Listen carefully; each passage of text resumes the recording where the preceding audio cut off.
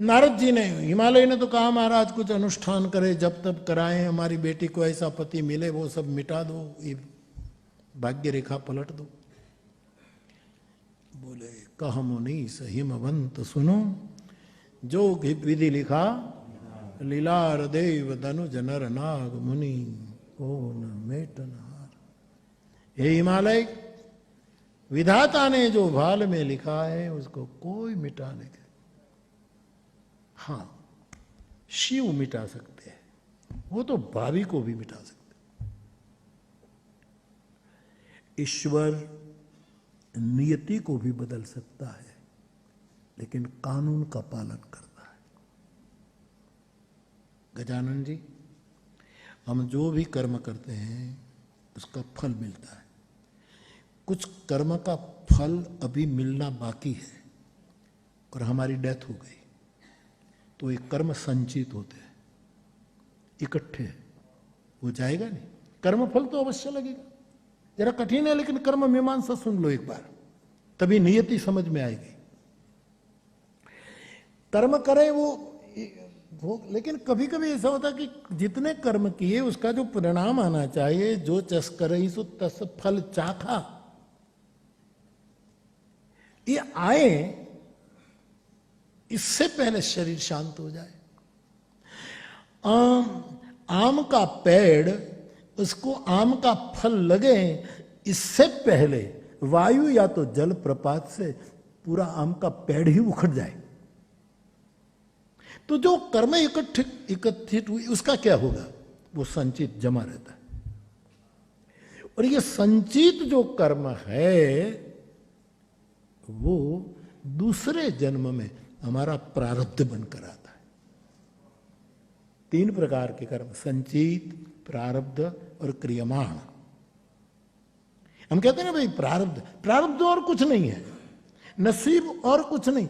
जो भोगे बिना बाकी रह गए कर्म जो इकट्ठे थे और हमने दूसरा जन्म लिया, तो वो प्रारब्ध बनकर, ललाट के लेख बनकर, हाथ के अंक बनकर वो आते हैं, उसको प्रारब्ध कर्म कहते हैं। और फिर उसका परिणाम हम भोगने लगे और सब समाप्त हो जाए तो फिर कहते हैं मुक्ति, उसको क्रियमाण कहते हैं कि सब सब सब सब। लेकिन कर्म, संचित कर्म, प्रारब्ध कर्म और क्रियमाण कर्म के ऊपर एक सत्ता है, उसका नाम है नियति। अब नियति कोई दुनिया में देव दनुज नर नाग मुनि को न मेटन, उसको कोई नहीं मिटा सकता। महादेव मिटा सकता है, परम सत्ता नियति को इधर उधर कर सकती है, ये उसको स्वतंत्रता है।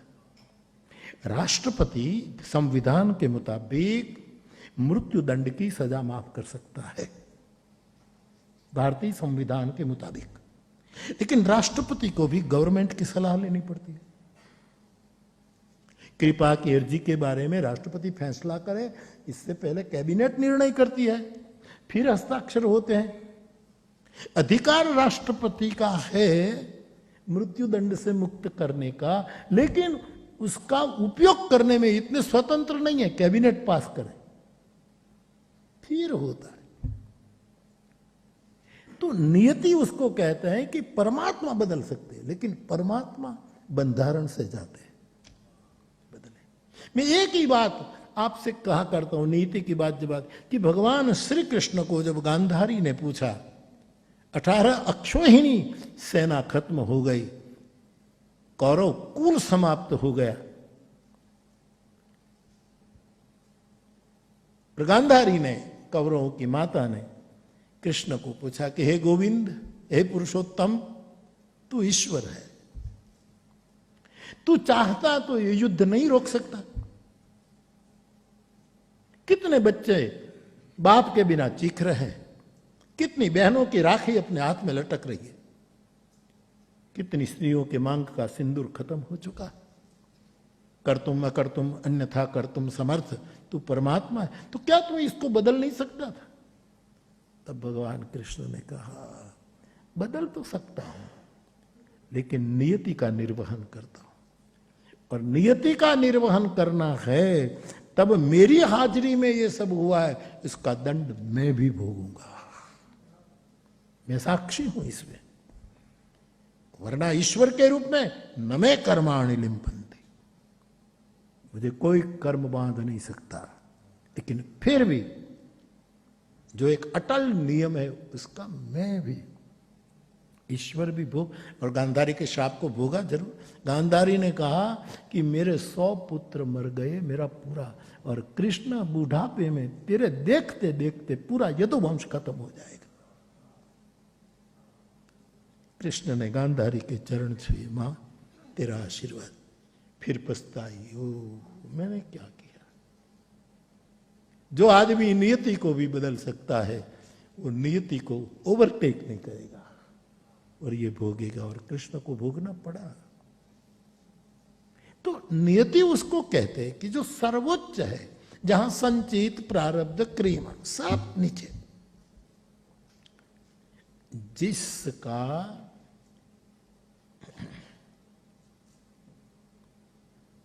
हमारे यहां लोकपाल नियुक्ति का एक प्रस्ताव लाना था, जिसके ऊपर कोई वस्तु नहीं हो सकती, ऐसा जो सत्ताएं हमारे यहाँ है, उसमें अन्ना हजारे दादा ने लोकपाल नियुक्ति की बात आज तक हुआ नहीं, क्योंकि फिर सबको लागू हो जाएगा। बड़े बड़े सत्ताधीश को भी कभी भी जेल में डाल सकते हो, इससे बच। आज तक उसका फैसला, और ये बूढ़ा उपवास किए जा रहा है